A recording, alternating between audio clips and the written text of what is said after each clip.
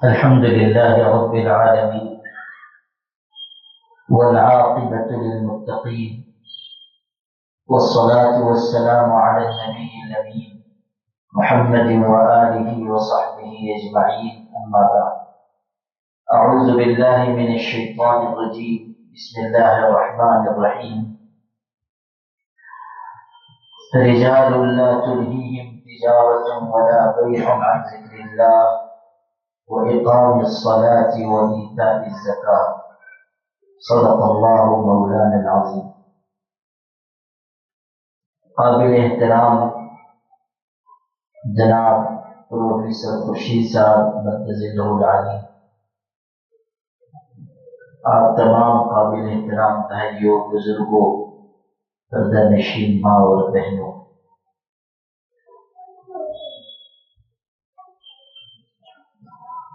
آج کی یہ مجلس بہت اہم موضوع پر ہے. عام طریقے پر اصلاح معاشرہ کے جلسے ہوتے ہیں یا اصلاحی مجلسیں ہوتی ہیں اور یقیناً وہ کارآمد ہیں اور مفید ہیں،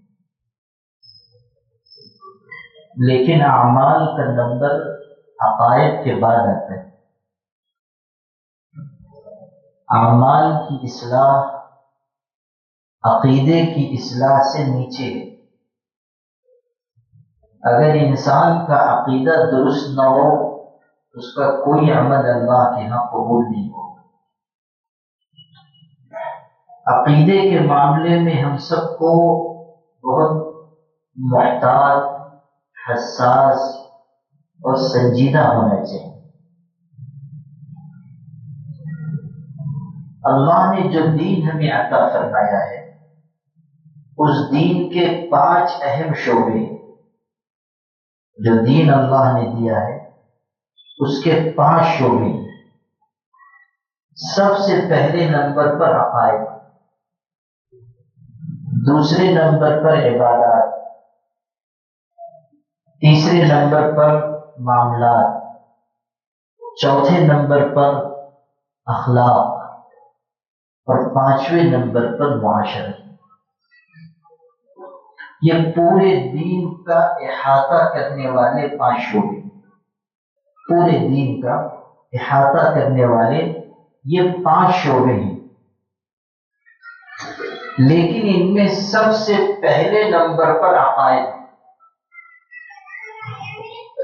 اس لیے کہ اگر کسی انسان کی معاشرت اچھی ہے، اخلاق بہترین ہیں، معاملات نہایت کھرے ہیں اور عبادت میں بھی وہ بہت آگے ہے، لیکن اس کا عقیدہ درست نہیں ہے، تو معاملات، عبادات، اخلاق اور معاشرت کا حسن اللہ کے ہاں اسے کامیابی نہیں دلا سکتا. اگر عقیدہ ٹھیک نہیں ہے تو پھر یہ سب چیزیں کام آنے والی نہیں. جاہلیت کے زمانے میں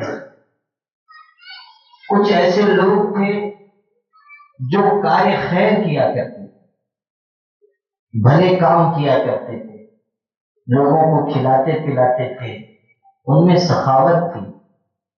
عربوں کی مہمان نوازی مشہور ہے، عربوں کی سخاوت مشہور ہے.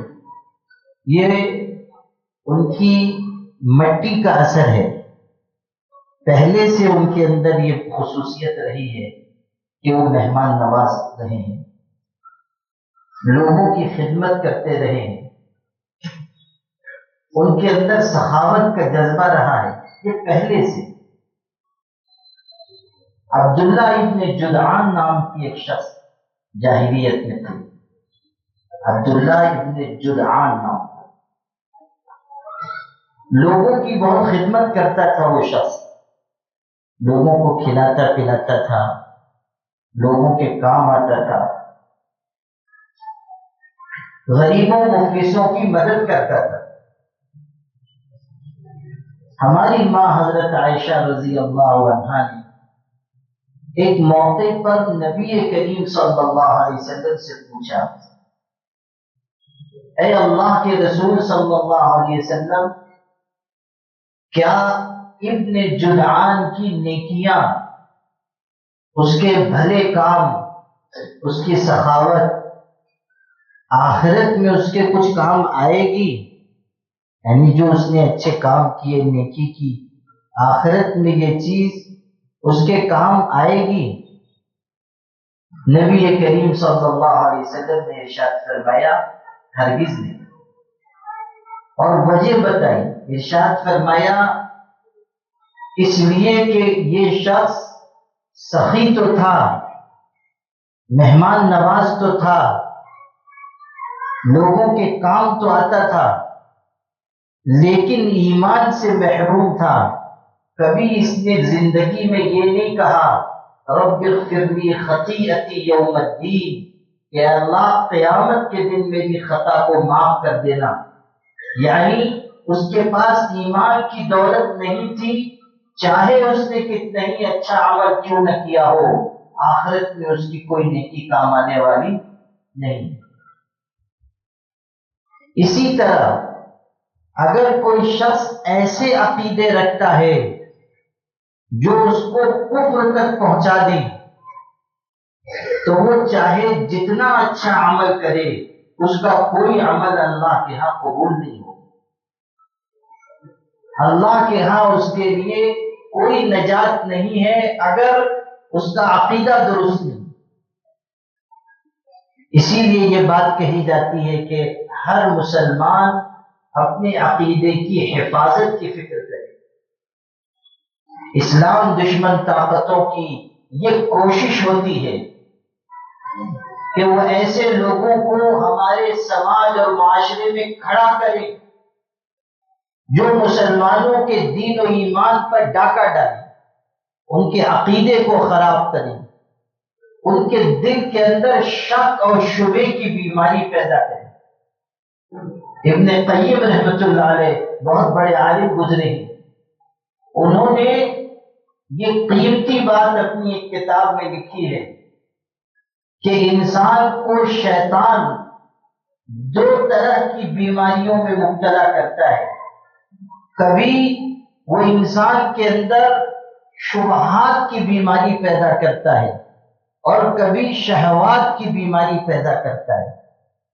کبھی شہوتوں کے راستے سے وہ انسان کے اوپر حاوی ہوتا ہے، اور کبھی شک شبہ کے راستے سے۔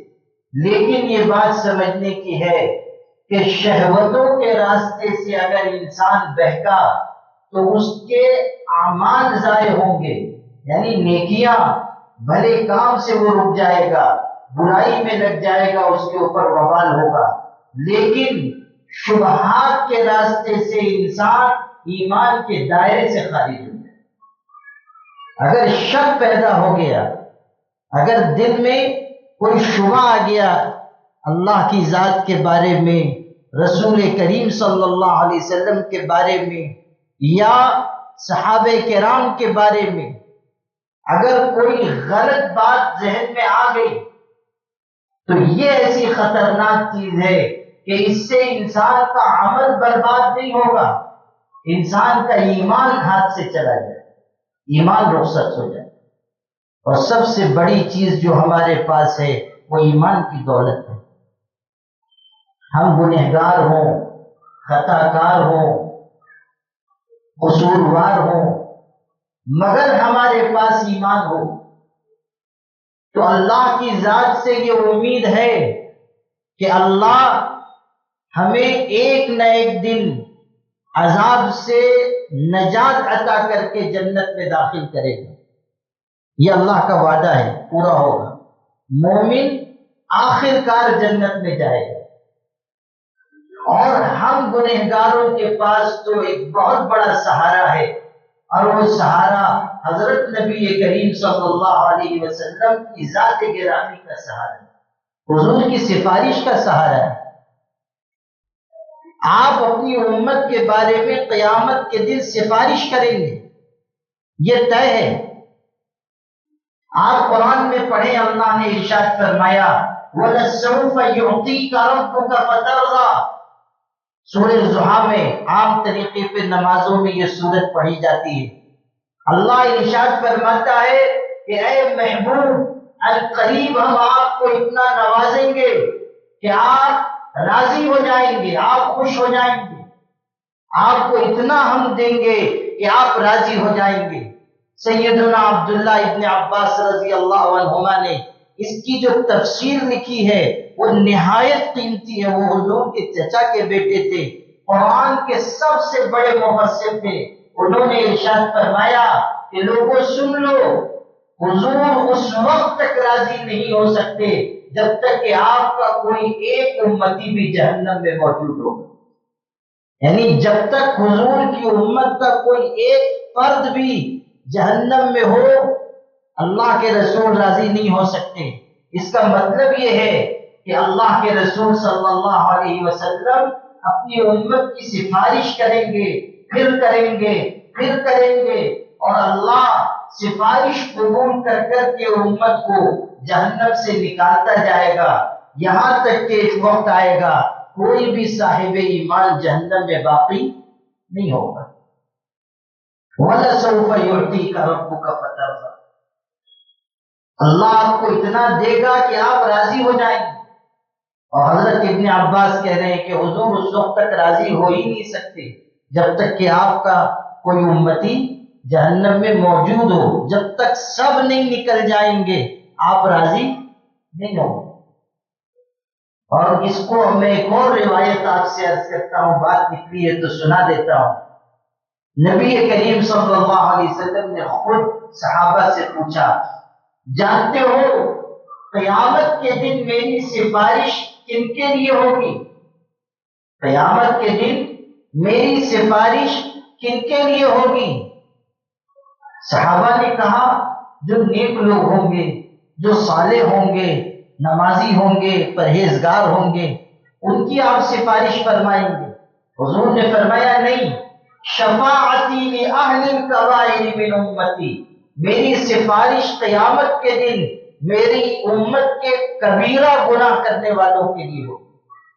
میری امت کے ایسے لوگ جو بڑے بڑے گناہ لے کر اللہ کی بارگاہ میں حاضر ہوں گے، میں ان کا سہارا بنوں گا۔ شفاعتی لأہل الکبائر من امتی، آپ اندازہ کیجئے کہ حضرت نبی کریم صلی اللہ علیہ وسلم کو اس امت سے، ہم سے، آپ سے کیسا تعلق ہے۔ ایک موقع پر حضور نے وہ دعا پڑھی جو حضرت ابراہیم نے اپنی امت کے لیے مانگی ہے، قرآن پاک میں نقل ہوئی ہے، فَمَن تَبِعَنِي فَإِنَّهُ مِنِّي وَمَنْ عَصَانِي فَإِنَّكَ غَفُورٌ رَحِيمٌ، جو میرے راستے پر چلے، حضرت ابراہیم کہہ رہے ہیں اللہ میری امت میں سے جو میرے راستے پر چلے وہ تو میرا ہے، اور جو نہ چلے تب بھی تو بہت مغفرت کرنے والا اور رحم کرنے والا ہے، یعنی تو اس پر رحم فرما۔ پھر آپ نے وہ دعا پڑھی جو حضرت عیسیٰ نے اپنی امت کے لیے مانگی ہے، وہ بھی قرآن میں آئی ہے۔ الفاظ ہیں ان تعذبهم فإنهم عبادك وإن تغفر لهم فإنك أنت العزيز الحكيم، اے اللہ اگر تو ان لوگوں کو عذاب دے گا یہ تیرے ہی بندے تو ہیں، اور اگر تو معاف کر دے گا تو تو نہایت زبردست ہے، حکمت والا ہے۔ یہ دعا حضرت عیسیٰ نے اپنی امت کے لیے مانگی، وہ دعا حضرت ابراہیم نے اپنی امت کے لیے مانگی۔ ان دونوں کو حضور نے اپنی زبان مبارک سے تلاوت فرمایا۔ اس کے بعد آپ نے دونوں ہاتھ اٹھائے اور صرف اتنا ارشاد فرمایا، امتی امتی، اے اللہ میری امت پر رحم فرما، میری امت پر رحم فرما، میری امت پر رحم فرما۔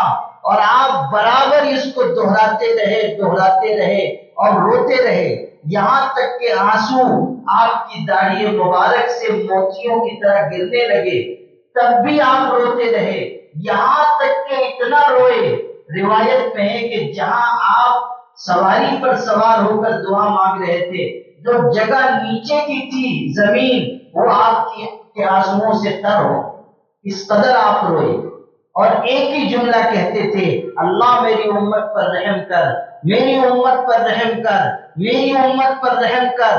یہاں تک کہ حضرت جبریل آسمانوں سے اتر کر آئے اور حضور سے یہ عرض کیا، اللہ نے مجھ کو یہ کہلوا کر بھیجا ہے، یہ پیغام دے کر بھیجا ہے کہ آپ فکر نہ کریں، آپ کی امت کے بارے میں ایسا معاملہ ہوگا گا جو آپ کو خوش کر دے گا، آپ کو کوئی تکلیف نہیں ہوگی۔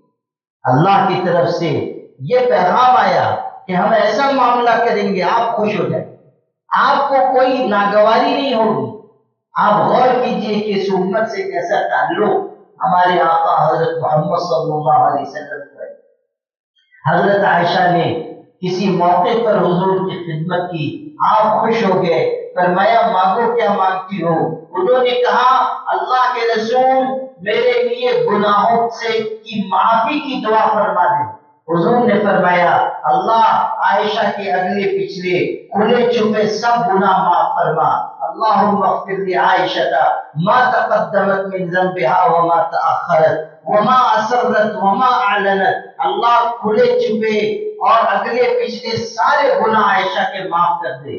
حضرت عائشہ اتنی خوش ہوئی، ہماری بہنیں بھی ہیں، غور کریں کہ دین کا کیسا جذبہ تھا ہماری ماں حضرت عائشہ کو، کہ جب حضور نے یہ کہا کہ مانگو کیا مانگتی ہو تو دنیا کی کوئی چیز نہیں مانگی، مال اسباب نہیں مانگے، دنیا کی کوئی سہولت نہیں مانگی، یہ کہا کہ میرے گناہوں کی معافی کے لیے دعا فرما دیں۔ اور حضور نے جب یہ دعا دی اور اتنی جامع دعا دی تو اتنی خوش ہوئی، اتنی خوش ہوئی، ہنسنے لگی اور ہنستے ہنستے دوہری ہو گئی، یہاں تک کہ ہنستے ہوئے سر گود میں رکھ دیا۔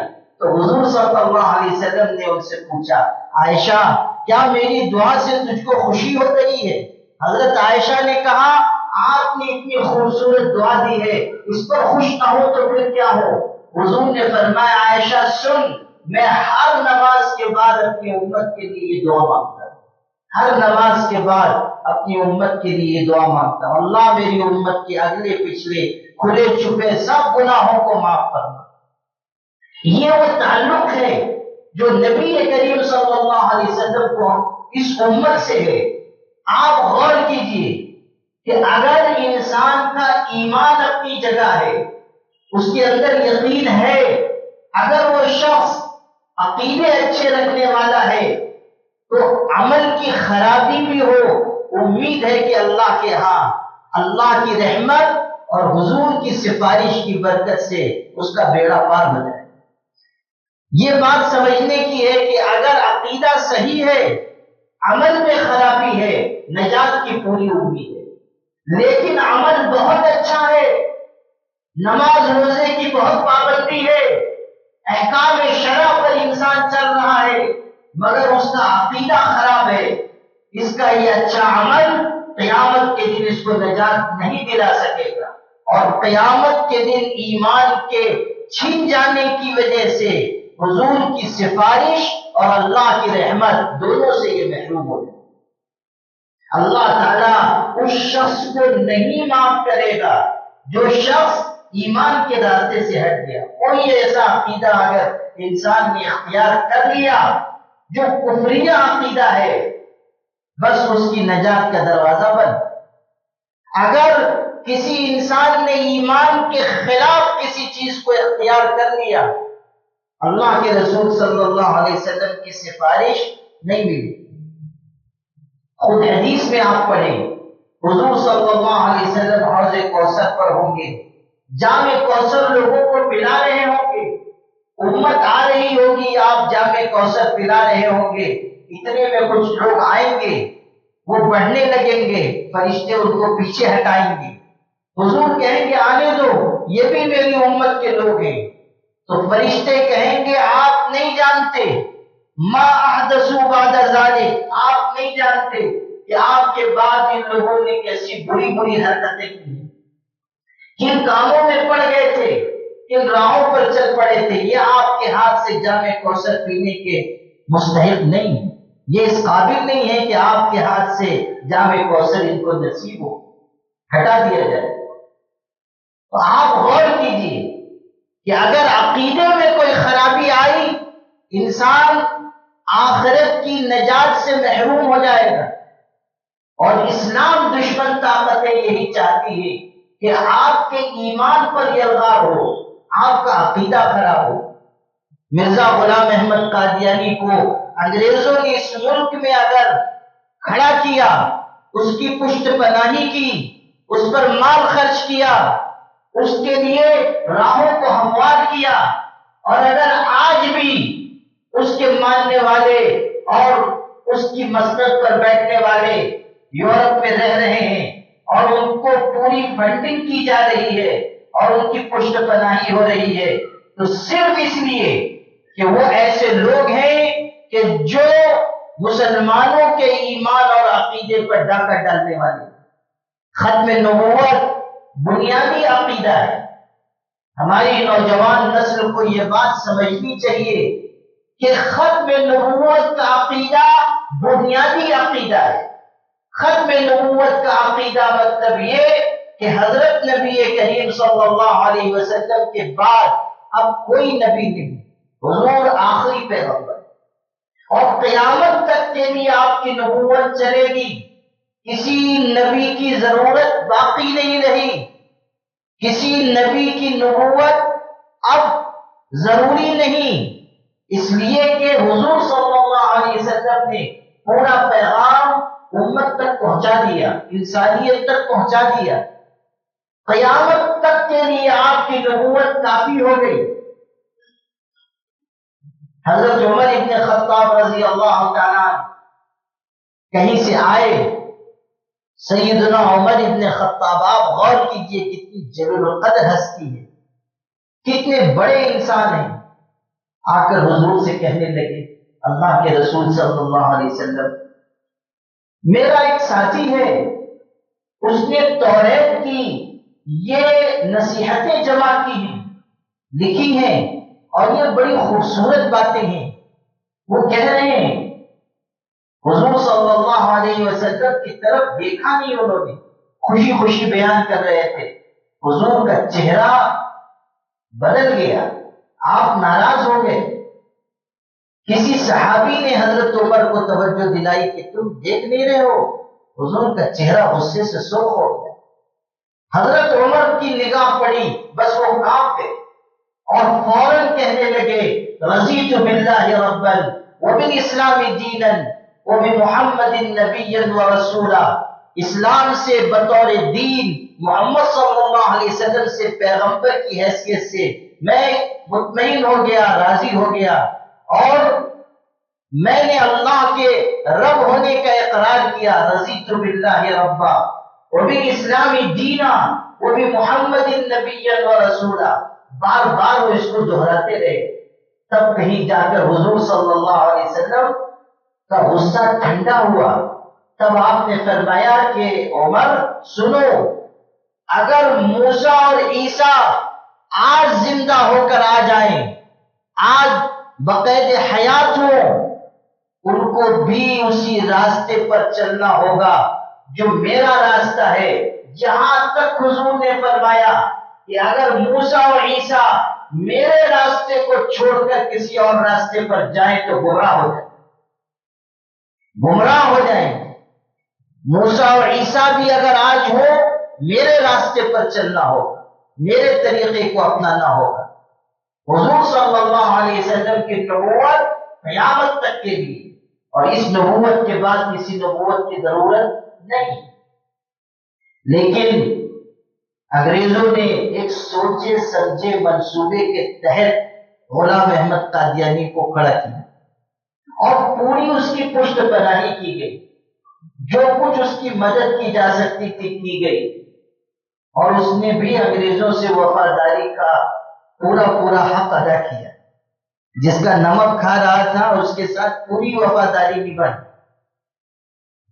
جبکہ لوگ انگریزوں کے خلاف ملک میں کھڑے ہو رہے تھے، یہ انگریزوں کے جوتے چاٹ رہے تھے،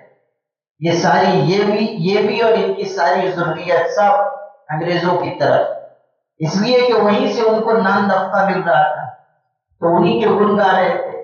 آدمی جس کا کھاتا ہے اسی کا گاتا ہے، تو یہ ساری بات ادھر کی ان کی کتابوں میں ہے، میں کوئی ایسی بات نہیں کہہ رہا ہوں جو ہوائی بات ہے۔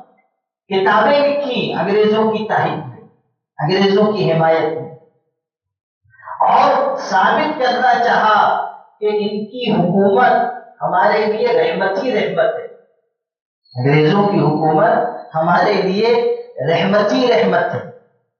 اور جتنی کوشش انگریزوں کی حکومت کی تائید کی ہو سکتی تھی وہ ان لوگوں نے کی.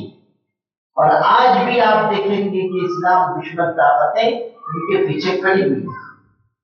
غلام احمد قادیانی نے ہوتے ہوتے پھر آگے چل کر دعویٰ کیا کہ میں ایک ساتھ نہیں کیا، سیڑھی سیڑھی چڑھا. پہلے کہتا تھا میں امام ہوں، مجتہد ہوں، پھر آگے بڑھا کہ میں مثل مسیح ہوں، پھر مسیح ہوں، پھر ذلی نبی ہوں، پھر بروزی نبی ہوں. دعوت ڈالے ہیں اس اور کہتے کہتے یہاں تک پہنچ گیا کہ میں اللہ تعالیٰ کی بیوی بھی ہوں.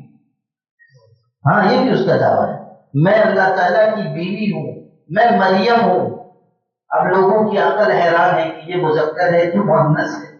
کبھی کہتا ہے میں پیغمبر ہوں، کبھی کہتا ہے میں مریم ہوں. ایک طرف دعویٰ ہے کہ میں نبی ہوں، دوسری طرف دعویٰ ہے کہ میں عورت ہوں.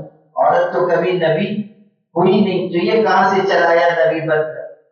لیکن اس کے باوجود انگریزوں کی پشت پناہی کی وجہ سے اور اس کے پروپیگنڈے کی وجہ سے ہزاروں لوگوں کا ایمان اور عقیدہ خراب ہوا. آج بھی لوگ بڑی تعداد میں قادیانی اور وہ پوری محنت کرتے ہیں، اس زمانے میں بھی محنت کر رہے ہیں. بلکہ آپ کو ایک دلچسپ واقعہ سناتا ہوں. جس زمانے میں یہ لوگ غلام احمد قادیانی کی اس کے ماننے والے نبوت کی تشہیر کر رہے تھے اور لوگوں تک پہنچتے تھے، ایک علاقے میں بازار میں دکانیں تھیں اور اکثر مسلمانوں کی دکانیں تھیں، درمیان میں دو چار ہندو تھے. تو کسی ہندو کی دکان میں یہ لوگ پہنچ گئے اور اس کو مسلمان سمجھ کر غلام احمد قادیانی کی نبوت کی دعوت دینے لگے. کیونکہ سب ادھر مسلمانی تھے تو انہوں نے سمجھا یہ بھی مسلمان ہے، اور چونکہ وہ مسلمانوں کے درمیان رہتا تھا اس لیے اس کو معلومات بھی تھی ہندو کو.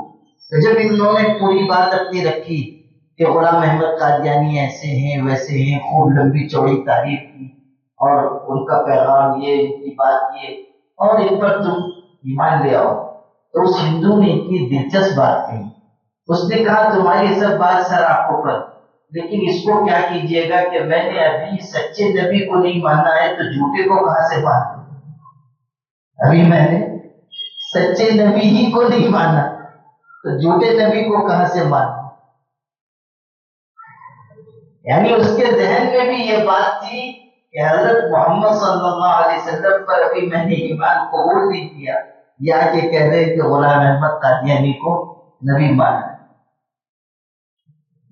ایسے ہی یہ بات بھی ہے کہ اس کا لڑکا اسکول میں داخل ہوا غلام احمد قادیانی کا، تو وہ ہوتا ہے نا پہلے دن پوچھتے ہیں کہ باپ کا نام کیا ہے، گھر میں کیا ہوتا ہے، باپ کیا کرتے ہیں. تو پوچھا، سب بچوں سے پوچھ رہے تھے ٹیچر. اس کی باری آئی تو پوچھا تمہارا نام کیا ہے، ابا کا نام یہ. کہا تمہارے ابا کیا کرتے ہیں. وہ بیچارہ پریشانی میں پڑ گیا کہ کیا کاروبار بتاؤں. تو آخر غلام احمد قادیانی کا لڑکا تھا، سوچ کے کہنے لگا میرے ابا نبوت کا کاروبار کرتے ہیں، میرے ابا نبوت کا کاروبار کرتے ہیں. تو غلام احمد قادیانی کو اسی لیے کھڑا کیا گیا تھا کہ لوگوں کے ایمان اور عقیدے پر ڈاکہ ڈالے اور عقیدہ ختم نبوت کو نقصان پہنچائے، اور اس نے نقصان پہنچایا.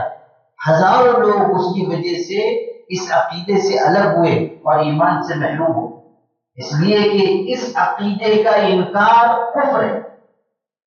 بلکہ حضرت امام ابو حنیفہ رحمۃ اللہ علیہ کی بات میں آپ کو سناؤں کہ انہوں نے یہاں تک فرمایا کہ اگر کوئی شخص نبوت کا دعویٰ کرتا ہے اور کوئی شخص مسلمان جا کر اس سے یہ پوچھتا ہے تیرے دعوے کی دلیل کیا ہے، تو یہ پوچھنے والا کافر ہو جائے. مانا نہیں ہے، صرف جا کر دلیل پوچھتا ہے تو کافر ہو جائے. آپ اندازہ کیجئے کہ حضرت امام ابو حنیفہ رحمۃ اللہ علیہ کی ذہانت اور ان کے علم کی گہرائی کس درجے کی تھی. کوئی کہہ سکتا ہے کہ صرف پوچھنے سے کیسے کافر ہوگا، ابھی تو اس نے ایمان اس پر قبول نہیں کیا، اس کو مانا نہیں، صرف پوچھنے سے کیسے کافر ہو جائے. لیکن اس میں بہت گہرائی ہے. یہ بات انہوں نے اس لیے فرمائی کہ اگر کوئی نبوت کا جھوٹا دعویٰ کرتا ہے اور کوئی دوسرا شخص سے جا کر دلیل پوچھتا ہے مسلمان، تو یہ اس بات کی علامت ہے کہ اس کے دل کے اندر شک ہے، شبہ ہے، تب تو جا کر پوچھ رہا ہے کہ تیری نبوت کی دلیل کیا ہے۔ اگر عقیدہ اس کا مضبوط ہوگا تو وہ تو صاف کہے گا کہ یہ جھوٹا ہے، اس کی نہ کوئی دلیل چلے گی، نہ کوئی حجت چلے گی، نہ اس کی کوئی بات تسلیم کی جائے گی، بات تو مانی جائے گی صرف حضرت نبی کریم صلی اللہ علیہ وسلم کی، جنہوں نے اعلان کیا کہ انا خاتم النبیین لا نبی بعدی، میں آخری پیغمبر ہوں، اب میرے بعد کوئی نبی نہیں آنے والا۔ حضور نے اعلان کر دیا میں آخری نبی ہوں، میرے بعد اب کوئی نبی نہیں۔ آپ نے ایک مثال دی، ارشاد فرمایا کہ تم یوں سمجھو کہ نبوت کا ایک محل ہے، نبوت کی ایک عمارت ہے، بہترین عالی شان خوبصورت، لوگ آتے ہیں اور اس کو دیکھتے ہیں، مگر اس میں ایک اینٹ کی جگہ خالی ہے۔ لوگ دیکھتے ہیں کہ اتنا عالی شان خوبصورت محل ہے، بہترین عمارت ہے، جب وہ ایک اینٹ کی جگہ خالی دیکھتے ہیں تو حیرت کرتے ہیں کہ اتنا عالی شان محل ہے، یہ اینٹ کی جگہ خالی کیوں ہے؟ حضور صلی اللہ علیہ وسلم نے فرمایا سن لو، وہ آخری اینٹ میں ہوں جس کو اس کی جگہ رکھ دیا گیا، یعنی نبوت کی جو عمارت تھی وہ مکمل ہو چکی۔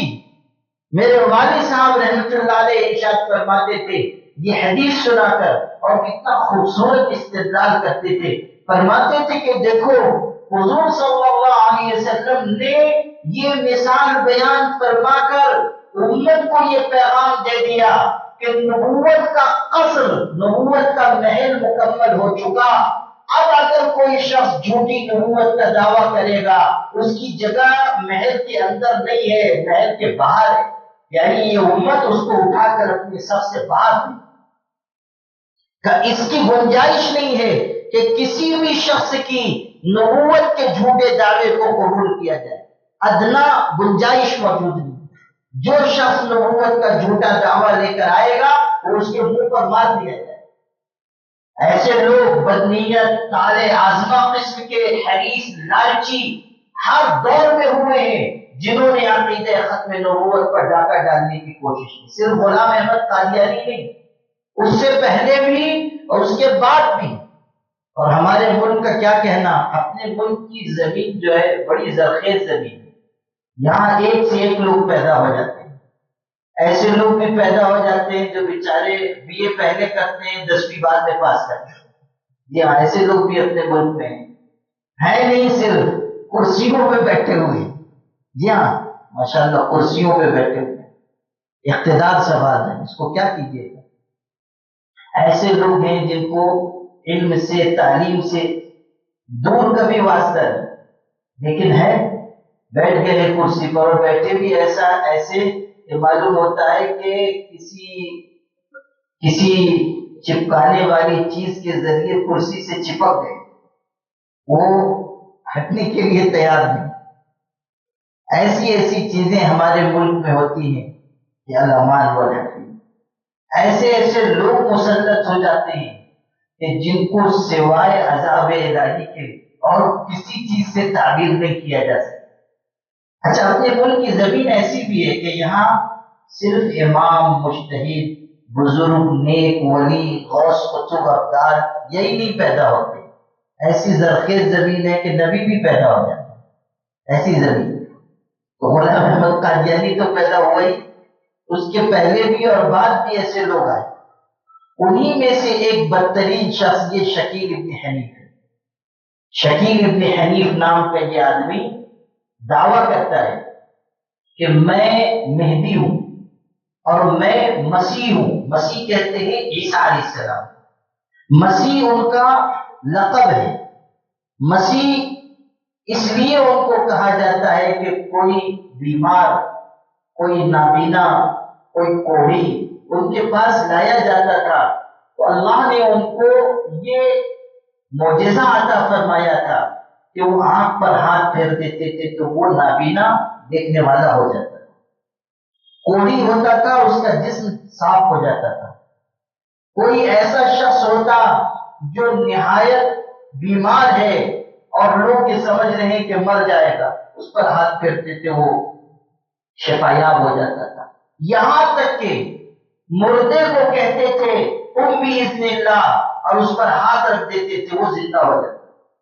اللہ نے یہ معجزہ ان کو عطا کیا۔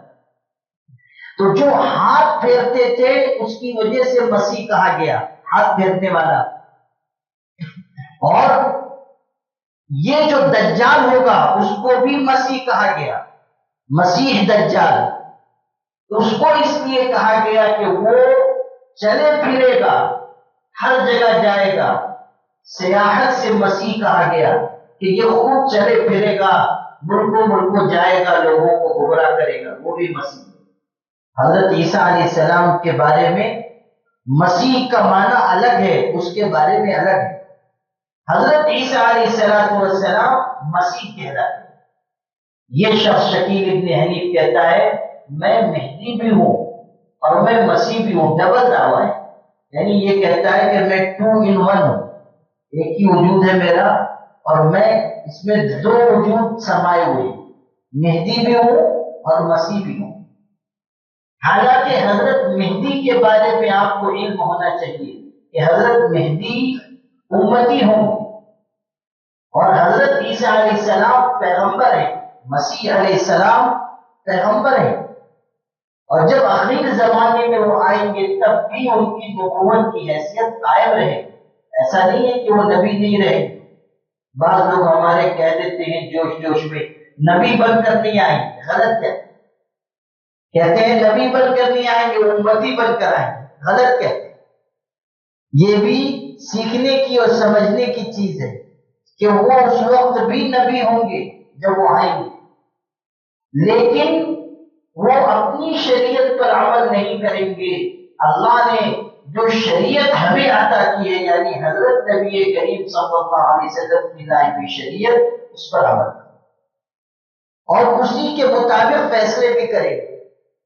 اور اس امت کے امام کے پیچھے یعنی حضرت مہدی کے پیچھے نماز ادا کریں۔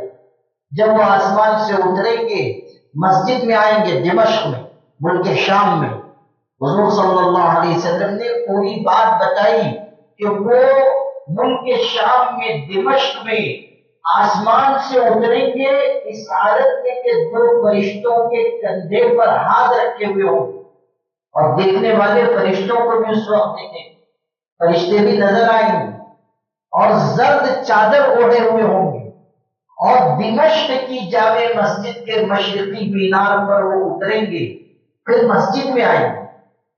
نماز کا وقت ہوگا تو لوگ ان سے درخواست کریں گے کہ آپ امامت فرما دیں، آپ اللہ کے پیغمبر ہیں۔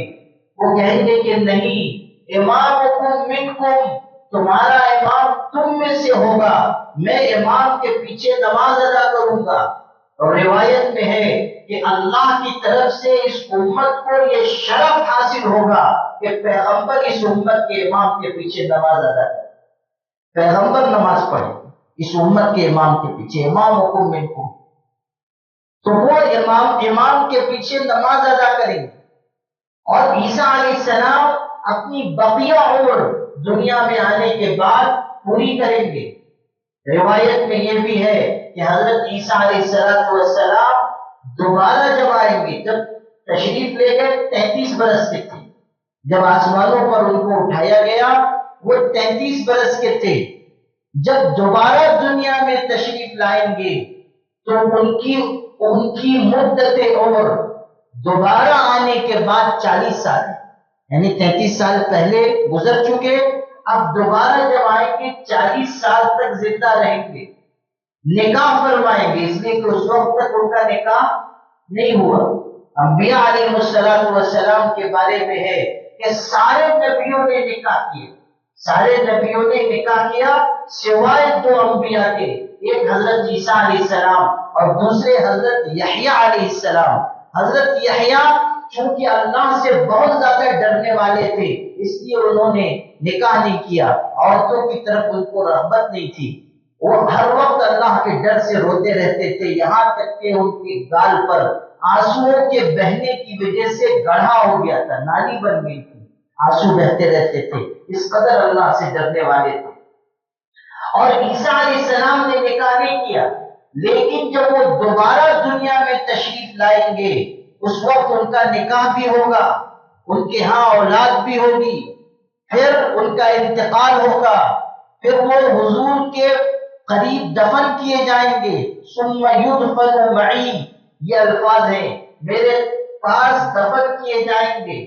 روایت میں ہے حضور صلی اللہ علیہ وسلم ارشاد فرما رہے ہیں وہ آئیں گے، دنیا میں زندہ رہیں گے، نکاح ہوگا، اولاد ہوگی، اور وہ روئے زمین پر عدل کا نظام قائم کریں گے۔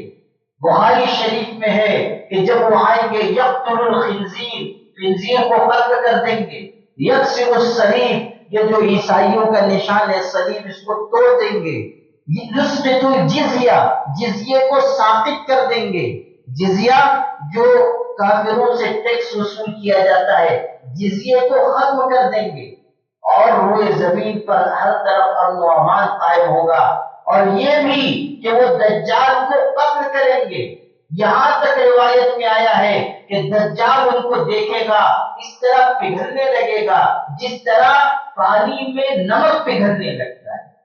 یہ ان کی دجال کے اوپر ہیبت ہوگی حضرت عیسیٰ علیہ السلام کی۔ اور حضرت مہدی یہ اس امت سے ہوں گے۔ حضرت عیسیٰ علیہ السلام تو پیغمبر ہیں، لیکن حضرت مہدی اس امت سے ہوں گے اور حضور صلی اللہ علیہ وسلم کے خاندان سے ہوں گے۔ حضور صلی اللہ علیہ وسلم نے فرمایا کہ اللہ اس وقت تک قیامت قائم نہیں کرے گا جب تک کہ ایک صالح انسان کو نہ بھیج دے جو میرے خاندان سے ہوگا، من اطرتی من ولد فاطمہ، میرے خاندان سے ہوگا، فاطمہ کی اولاد میں سے ہوگا، میرے خاندان سے اور فاطمہ کی اولاد سے ہوگا۔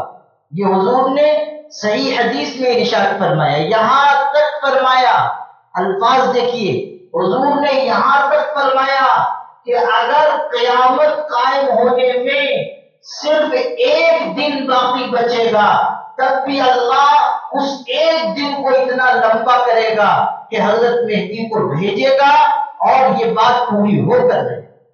یہاں تک فرمایا کہ اگر ایک دن بھی باقی رہ جائے گا تب بھی اللہ اس چیز کو پورا کر کے دے گا، دن کو اللہ لمبا کر دے گا، اور وہ شخص صالح انسان ہوگا۔ ایک روایت میں تو عجیب بات ہے، ارشاد فرمایا کہ اللہ تعالیٰ ایک رات میں ان کو مسلمانوں کی امامت و قیادت کے لائق بنا دے۔ ایک رات میں اللہ تعالیٰ ایسی صلاحیت ان کے اندر پیدا کر دے گا کہ وہ ساری امت کی قیادت کر سکے۔ ایک رات میں اللہ تعالیٰ ان کو درست کر دے گا، ایک رات میں۔ حضور صلی اللہ علیہ وسلم بتا رہے ہیں میری اولاد میں ہوگا، نام محمد ہوگا، ان کے والد کا نام میرے والد کے نام پر عبداللہ ہوگا۔ وہ شخص مہدی میرے نام پر ان کا نام ہوگا محمد، اور ان کے والد کا نام میرے والد کے نام پر ہوگا عبداللہ، یعنی محمد ابن عبداللہ۔ اور جب وہ آئیں گے لوگ ان کو اس وقت پہچانیں گے جبکہ وہ خانہ کعبہ کا طواف کر رہے ہوں گے، وہیں حجر اسود اور مقام ابراہیم کے درمیان لوگ ان سے بیعت کریں گے۔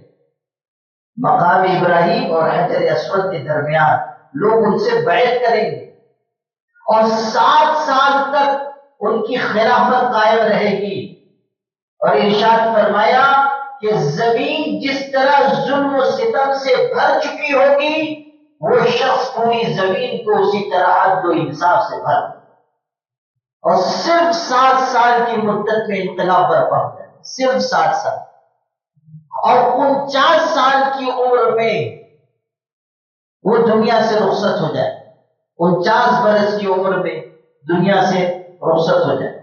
7 سال کا زمانہ حضور نے بتا دیا، 7 سال کی مدت میں پورا انقلاب برپا ہوگا۔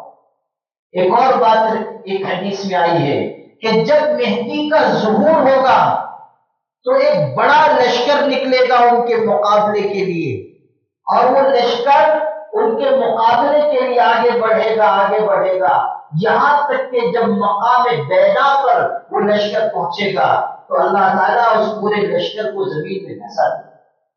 جو ان کے دشمنوں کا لشکر ہوگا، جو ان کو ختم کرنے کے لیے آ رہا ہوگا، اللہ اس پورے لشکر کو مقام بیدا میں زمین میں دھسا دے گا، پورا لشکر زمین میں دفن ہو جائے گا۔ اور اس واقعے کی خبر سن کر ملک شام سے ابدال، غوث و قطب و ابدال جن کو کہتے ہیں، ابدال یعنی اللہ کے اولیاء، بڑے بڑے مقرب بندے، اس واقعے کی خبر سن کر پھر ملک شام سے چلیں گے اور حضرت مہدی کے پاس آئیں گے اور ان کے ہاتھ پر بیعت ہوں گے، ان کے لشکر میں شامل ہوں گے۔ ملک شام کا تذکرہ آیا ہے اور ابدال کا تذکرہ ہوا ہے۔ اس سے یہ بھی پتہ چلا کہ یہ جو ابدال کی اصطلاح ہے یہ اولیاء کی قائم کی ہوئی نہیں ہے، روایت میں بھی یہ بات آئی، اور اس سے یہ بھی معلوم ہوا کہ اولیاء کرام کے جو مقامات ہیں وہ کوئی ہوائی باتیں نہیں ہیں، حدیث شریف میں اس کے اشارات موجود ہیں۔ بعض لوگ ایسے ہوتے ہیں کہ جہاں کوئی بات تصوف کی آتی ہے، اس طرح کی کوئی بات آتی ہے، وہ بیچاروں کو بخار آتی ہے اور وہ یہ کہتے ہیں کہ نہیں، یہ سب تو بزرگوں نے، اولیاء نے، علماء نے اپنی طرف سے یہ بیان کیا ہے، قرآن حدیث میں ایسا کچھ آیا نہیں، تصوف و سلوک کے بارے میں، ان کے بارے میں کچھ نہیں آیا ہے۔ ایسے لوگوں کو ہم لوگ کہتے ہیں کہ پہلے پورا پڑھ لو، اس کے بعد پھر بات کرو، اس لیے کہ ہر زمانے میں سلوک اور تصوف کے اس باب سے وہ لوگ جڑے رہے ہیں جو اللہ تعالیٰ کے نیک بندے بھی تھے اور علم میں ان کا بہت اونچا مقام ہے۔ اگر قرآن و حدیث میں ثبوت نہ ہوتا، قرآن و حدیث سے یہ باتیں نہ نکلتی، تو ایسا ممکن نہیں تھا کہ اتنے بڑے بڑے علماء اس سے جڑے ہوئے ہوتے۔ ایسا نہیں تھا کہ صرف وہ تسبیح پڑھنے والے لوگ تھے، بڑے بڑے علماء اپنے زمانے میں علماء کے مقتدا اور پیشوا سمجھے جانے والے اکابر اس نظام سے جڑے رہے ہیں۔ یہ کوئی ہلکا پھلکا نظام نہیں ہے، علم اور بصیرت کی بنیاد پر قائم ہوا ہے۔ تو یہ جو ابدال کی اصطلاح ہے یہ بھی روایت میں آئی کہ ملک شام سے ابدال آئیں گے۔ اس واقعے کی خبر سن کر کے پورا لشکر زمین میں دھسا دیا گیا، وہ وہاں سے چل کر آئیں گے اور حضرت مہدی کے ہاتھ پر بیعت ہوں گے اور حضرت مہدی کے ساتھ شریک ہو جائیں گے، اور پھر حضرت مہدی زمین میں عدل و انصاف قائم کریں گے۔ یہ تھوڑی سی تفصیل میں نے اس لیے عرض کی تاکہ لوگوں کو معلوم ہو کہ مہدی کون ہوں گے۔ مہدی کا حلیہ بھی آیا ہے روایتوں میں، ان کے شمائل آئے ہیں، ان کی خصوصیات آئی ہیں، اخلاق ان کے حضرت نبی کریم صلی اللہ علیہ وسلم کے اخلاق کی طرح ہوں گے۔ یہ بات حضرت علی رضی اللہ عنہ کے ایک اثر میں آئی ہے۔ اور یہ جو حضور نے فرمایا، ایک بات اور یاد آ گئی، یہ جو حضور نے فرمایا کہ فاطمہ کی اولاد میں مہدی ہوں گے، فاطمہ کی اولاد میں مہدی ہوں گے، میرے خاندان سے ہوں گے، فاطمہ کی اولاد میں ہوں گے، تو حضرت حسن سے بھی یہ بات نقل کی گئی ہے، حضرت علی رضی اللہ تعالیٰ سے یہ بات نقل کی گئی ہے، اور کئی دوسری روایتوں میں بھی اس کے اشارے ہیں کہ حضرت مہدی حضرت حسین کی نسل سے نہیں ہوں گے، حضرت حسن رضی اللہ عنہ کی نسل سے، حضرت حسن کی اولاد میں حضرت مہدی ہوں گے۔ بڑے بڑے علماء نے یہ بات لکھی ہے، اور حضرت علی رضی اللہ تعالیٰ عنہ نے ایک موقع پر اپنے صاحبزادے حضرت حسن رضی اللہ تعالیٰ کی طرف اشارہ کر کے یہ کہا، ظاہر ہے کہ حضور صلی اللہ علیہ وسلم سے کوئی بات ان کو معلوم ہوئی ہوگی، تب تو انہوں نے کہا۔ ایک ٹکڑا تو وہ ہے جو روایت میں، مشہور روایات میں آیا ہے، حضرت علی نے کہا میرا یہ بیٹا ایسا ہے جس کی بہت بلند شان ہوگی، اور اللہ اس کے ذریعے مسلمانوں کی دو جماعتوں میں اتحاد پیدا کر دے گا، صلح کرا دے گا، صلح کرائے گا، اور اسی کی، یہ ٹکڑا سنیے، اسی کی نسل سے اسی کی اولاد میں آخر زمانے میں ایک ایسا صالح انسان پیدا ہوگا کہ جو اس پوری روئے زمین کو عدل و انصاف سے بنے. حضرت علی رضی اللہ تعالیٰ نے دو باتیں.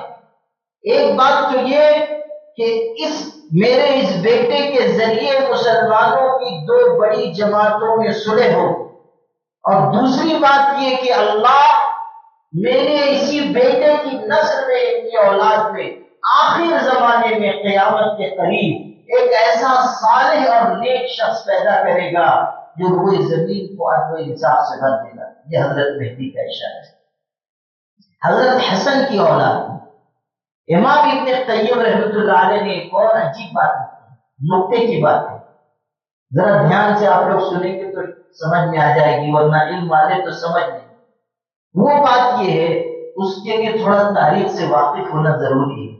حضرت حسن رضی اللہ تعالیٰ اور حضرت حسین، حضرت علی کے یہ دونوں صاحبزادے، حضور نے ان کی فضیلت بیان، مبارکانتا یا من الدنیا، یہ دنیا میں میرے لیے پھول کی خوشبو ہے. حضور نے ان کو سیدہ شباب اہل الجنہ کہا.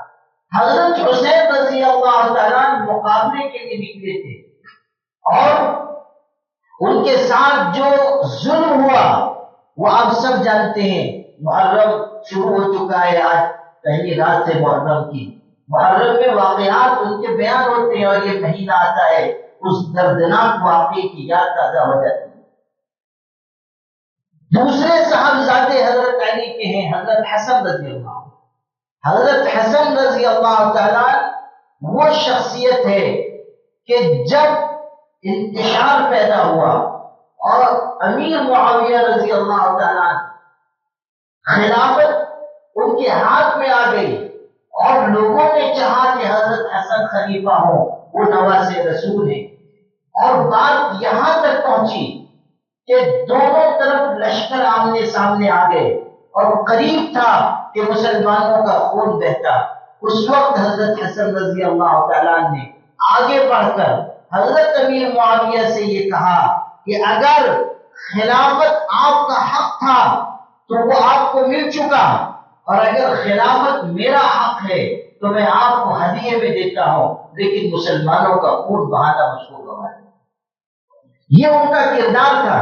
انہوں نے اپنے آپ کو پیچھے ہٹا لیا اور کہا کہ آپ خلافت رکھیے، اگر میرا بھی حق ہے تو میں چھوڑتا ہوں اور آپ کو ہبہ کرتا ہوں، آپ لے لیجیے. لیکن مسلمان دونوں طرف سے لڑیں گے، اہل ایمان کا خون بہے گا. وہ خلافت سے پیچھے ہٹے. امام ابن قیم رحمۃ اللہ علیہ نے اپنی کتاب میں یہ بات لکھی ہے کہ اللہ تعالیٰ کے پاک رسول نے یہ بات ارشاد فرمائی ہے کہ جو شخص اللہ کے لیے کسی چیز کو چھوڑ دیتا ہے، اللہ وہ چیز یا اس سے بہتر چیز اس کو ضرور عطا فرماتا ہے. تو حضرت حسن نے چونکہ خلافت چھوڑ دی تو اللہ تعالیٰ اس کے بدلے میں ان کی اولاد میں سے حضرت مہدی کو آخر زمانے میں خلافت عطا فرمائے، اور ایسی خلافت ہوگی کہ سارے لوگ ان کے جھنڈے تلے جمع ہو جائیں گے، اور وہ روئے زمین پر عادلانہ نظام قائم کر پوری زمین کو عدل و انصاف سے بھر دیں. بات سمجھ میں آئی کہ نہیں؟ حضرت حسن رضی اللہ تعالیٰ پیچھے ہٹ گئے تھے. ایک چیز انہوں نے چھوڑی، اللہ کے لیے چھوڑی، تو اللہ تعالیٰ ان کی اولاد میں حضرت مہدی کو پیدا فرما کر ان کو وہ عظیم الشان خلافت عطا کرے گا کہ مسلمان ان کے جھنڈے تلے جمع ہو جائیں گے. اور وہ جو بات تھی کہ جو اللہ کے لیے کسی چیز کو چھوڑ دیتا ہے، اللہ وہ چیز یا اس سے بہتر چیز عطا کرتا ہے، تو اللہ تعالیٰ ان کی اولاد کو خلافت عطا فرمائے. تو حضرت مہدی حضور کی نسل سے ہو، حضور کی اولاد سے ہو. اب سنیے کہ یہ جو شخص ہے شکیل ابن حنیف، ایک طرف کہہ رہا ہے کہ میں عیسیٰ ہوں، پھر کہتا ہے میں مہدی ہوں. اب کوئی اس سے پوچھے کہ نبی امتی دونوں ایک جگہ کیسے جمع ہو، اور یہ کوئی اس سے پوچھے کہ او مردود تیرا نام محمد کہاں ہے، تیرے باپ کا نام عبداللہ کہاں ہے. اچھا ایسا نہیں ہے کہ دلیل نہیں دیتے، یہ بھی سن لیجیے، دلیل دیتے ایسا نہیں ہے. یہ کہتا ہے نا میرا نام صرف شکیل نہیں ہے، محمد شکیل. کیا ہے؟ محمد شکیل. شکیل ذرا چھپا دو، محمد باقی رہا. پھر آپ سوچیں گے حنیف میں کیا ہوگا، اس لیے کہ ادھر تو آگے پیچھے عبداللہ ہے ہی نہیں. محمد شکیل میں بھی تو سمجھ میں آ رہا ہے کہ چلو شکیل ہٹائے محمد پڑھ لو، لیکن حنیف میں کدھر عبداللہ ہے؟ نہ آگے عبداللہ ہے نہ پیچھے عبداللہ ہے. تو اس میں کیا کہتا ہے وہ بھی سنو. کہتا ہے کہ عبداللہ کا مطلب ہے اللہ کا بندہ. اللہ کا بندہ وہ ہوتا ہے جو ہر طرف سے ہٹ کٹ کے اللہ کا ہو جائے. اور حنیف کا مطلب عربی میں یہی ہے کہ جو سب کو چھوڑ کر اللہ کی عبادت کرے. تو عبداللہ جو حضور نے فرمایا ہے بعینہ عبداللہ نام ہونا مقصود نہیں ہے. اگر کوئی شخص ایسا ہو جو ہر طرف سے ہٹ کٹ کے اللہ کا ہو گیا ہو وہ عبداللہ ہے. تو میرا باپ ایسے ہی تھا حنیف نام کا. تو کیا ہوا؟ شکیل ابن حنیف. محمد شکیل، ہاں محمد شکیل، شکیل ہٹا دو محمد. یہ ویسے ہی ہے جیسے غلام احمد قادیانی کہتا تھا، قرآن کی آیت ہے نا مبشرا برسول یأتی من بعد اسمہ احمد، سورہ صف میں ہے کہ میرے بعد ایک پیغمبر آئے گا جس کا نام کیا ہوگا؟ احمد ہوگا. جس کا نام کیا ہوگا؟ احمد ہوگا. تو کہتا تھا کہ یہ جو عیسیٰ علیہ السلام نے بشارت دی ہے یہ بشارت حضور کے بارے میں تھوڑی ہے. اگر حضور کے بارے میں ہوتی تو ہوتا یأتی من بعد اسمہ محمد، کہ میرے بعد ایک پیغمبر آئے گا جس کا نام محمد ہوگا، احمد تھوڑی. احمد میرا نام ہے. یہ وہ بشارت ان کے بارے میں نہیں ہے. ان کے بارے میں ہوتا تو محمد ہوتا. میرے بارے میں اس لیے کہ احمد ہے، میرا نام غلام احمد ہے. وہ بھی ایسی مکاری کرتا تھا، غلام ہٹاؤ احمد پڑھو، جیسے یہ مکاری کر رہا ہے. یہ بھی اسی قبیلے کا ہے نا. تو یہ بھی کہہ رہا ہے کہ شکیل چھپا دو محمد پڑھو. وہ کہتا تھا کہ میرا نام غلام احمد ہے. یہ جو آئی ہے بشارت یہ کس کے بارے میں آئی ہے؟ میرے بارے میں آئی. الیاذ باللہ. حضور کا نام تو محمد تھا. اگر ان کے بارے میں بشارت آتی تو محمد آتا. میں احمد ہوں اس لیے میرے بارے میں یہ آیت آئی ہے احمد. عطا اللہ شاہ بخاری جو بہت بڑے عالم تھے اور خطیب تھے اور نہایت درجہ حاضر جواب تھے، اللہ تعالیٰ نے ان کو غیر معمولی ذہانت عطا کی اور برجستہ جواب دینے میں وہ امام تھے. برجستہ جواب دینے میں بہت اونچے درجے پر تھے. ایک مرتبہ یاد آ گیا تو سنا دیتا ہوں کیسے جواب دیتے تھے. ٹرین میں سفر کر رہے تھے، وہ بیٹھے ہوئے تھے تو کوئی شیعہ حضرت بھی آ گئے. وہ بیٹھے تو ان کی حلیے سے سمجھ میں آ جاتا ہے نا کہ کدھر کے ہیں. تو آ کے بیٹھے تو عطا اللہ شاہ بخاری نے پوچھا آپ کا اسم گرامی؟ تو انہوں نے کہا قلب حسین. قلب کہتے ہیں عربی میں کتے کو. یہ لوگ ایسے ہی نام رکھتے ہیں نا، قلب علی، قلب حسین، قلب حسن. تو کہا قلب حسین، حسین کا کتا. پھر اس نے پوچھا آپ کا کیا نام ہے؟ انہوں نے کہا خنزیر اللہ. جیسے ہی کہا اس نے انہوں نے جواب اس نے کہا لا حول ولا قوة، یہ کوئی نام ہو؟ کہا تم حضرت حسین کے کتے ہو سکتے ہو تو پھر اللہ میاں کا خنزیر ہو سکتا ہے، ویسے ہی نام رکھنا ہے. تو یہی چل رہے تھے، ہاتھ کے ہاتھ اس کو جواب دیا. بہت برجستہ جواب دیا کرتے تھے. ایک مرتبہ اس زمانے میں روس کے لوگوں نے خلا میں راکٹ بھیجا تھا. تو جیسا ہوتا تھا اس زمانے میں کسی جاندار کو بٹھا کر بھیج دیتے تھے کہ انسان کی جان ضائع نہ ہو، کوئی حادثہ ہو تو ایک کٹیا کو بٹھا کر اس میں بھیجا گیا اور وہ واپس آیا راکٹ. تو مجلس لگی ہوئی تھی. کسی نے کہا حضرت وہ جو روس والوں نے خلا میں راکٹ بھیجا تھا اس میں کتیا کو بٹھا کے بھیجا تھا، الحمدللہ وہ خیریت سے راکٹ واپس آ گیا. تو ہنسے، کہنے لگے اچھا ہوا کہ صحیح سلامت وہ واپس آ گیا. اگر وہ وہیں رہ جاتا تو اوپر کی مخلوق اس کتیا کو دیکھ کر سمجھتی کہ نیچے ایسی ہی مخلوق آباد ہے. اچھا ہوا کہ واپسی ہو گئی، میری تمہاری عزت رہ گئی، ورنہ اوپر کی مخلوق اس کو دیکھ کر سمجھتی کہ نیچے ایسی ہی مخلوق آباد ہے. اب سنیے جو بات ان کی سنانی تھی ابھی وہ یہ کہ جب مرزا غلام احمد نے یہ استدلال کیا کہ سورہ صف میں جو آیت آئی ہے جس میں یہ ہے کہ میرے بعد ایک پیغمبر آئے گا جس کا نام احمد ہوگا اور وہ میں ہوں. تو عطا اللہ شاہ بخاری نے کہا کہ اگر ایسی ہی بات ہے کہ نام کا ایک ٹکڑا رکھو ایک ہٹاؤ تو پھر میں بھی اللہ ہوں. ایسا کہا عطا اللہ نام کا نا، کہا کہ پھر میں بھی تو اللہ ہوں، میں نے تجھ خبیث کو نبی بنا کے بھیجے ہی. اگر ایسے ہی آدھا آدھا نام کاٹنا ہے، غلام احمد کاٹ رہے ہو، غلام کاٹ رہے ہو، احمد باقی رکھ رہے ہو، تو میرا بھی پورا نام عطا اللہ ہے. عطا کاٹ دو تو باقی کیا بچا؟ اللہ. تو میں نے تجھ خبیث کو نبی بنا کے بھیجی. تو ہر زمانے میں ایسے جو غلط ذہن کے لوگ ہوتے ہیں کہیں نہ کہیں سے کچھ نہ کچھ دلیل لاتے ہیں، چاہے وہ حیات ہو. جیسے یہ کہہ رہا ہے کہ میرا نام جو ہے پورا نام محمد شکیل ہے اور حنیف باپ کا نام ہے تو وہ عبداللہ ہی کا ترجمہ ہے. اچھا، لوگوں نے اس سے یہ بھی کہا کہ وہ تو اس وقت آئیں گے مسیح، یہ کہتا ہے نا کہ میں مسیح بھی ہوں، تو عیسیٰ علیہ السلام تو دوبارہ اس وقت آئیں گے جب دجال آئے گا. تو دجال آیا نہیں تو تم کہاں سے ٹپک پڑے، ہے نا؟ جب دجال آیا نہیں تم کہتے ہو کہ میں عیسیٰ ہوں، تو دجال آیا نہیں تم کہاں سے آئے؟ تو کہتے ہیں کہ دجال آ چکا. اب سنو دلیل، کہنے لگا دجال آ چکا.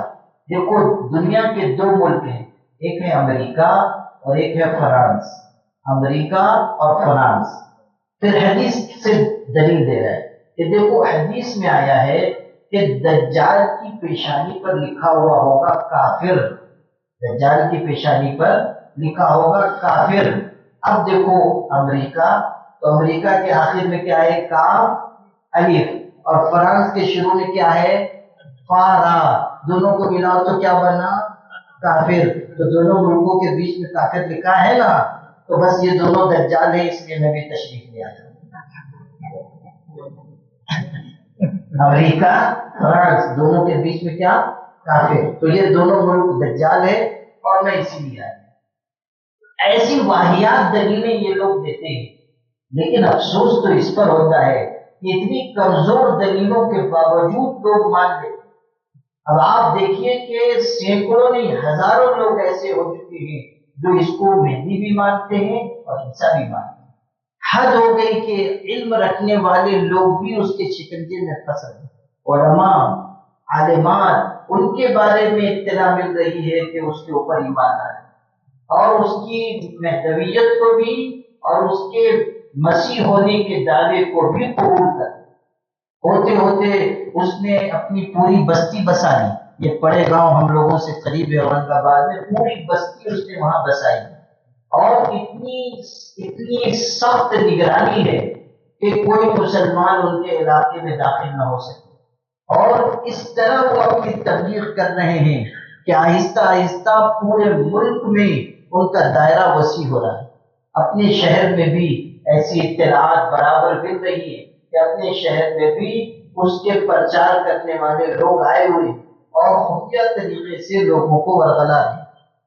اچھا ایک بات اور بتاتا چلو کہ یہ لوگ بہت اچھے حلیے میں ہوتے ہیں، بہت نمازی، تہجد گزار، پیشانی پہ سجدے کا نشان، لمبی لمبی داڑھی، لمبا کرتا، چھوٹا پاجامہ، ہاتھ میں تسبیح.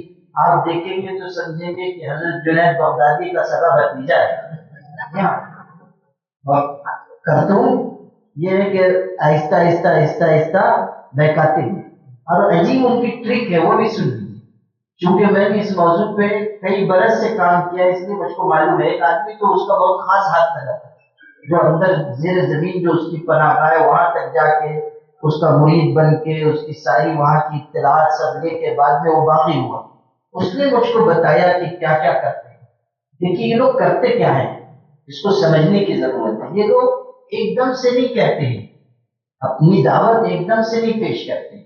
یہ لوگ کیا کرتے ہیں کہ دیکھو حالات کتنے خراب ہو گئے، مسلمانوں پر کتنی مصیبت ہے، کتنی پریشانیاں ہیں، کس طرح مسلمانوں کو مارا جا رہا ہے اور مسلمانوں میں بگاڑ کتنا بڑھ گیا، برائی کتنی بڑھ گئی، فنا ہوا.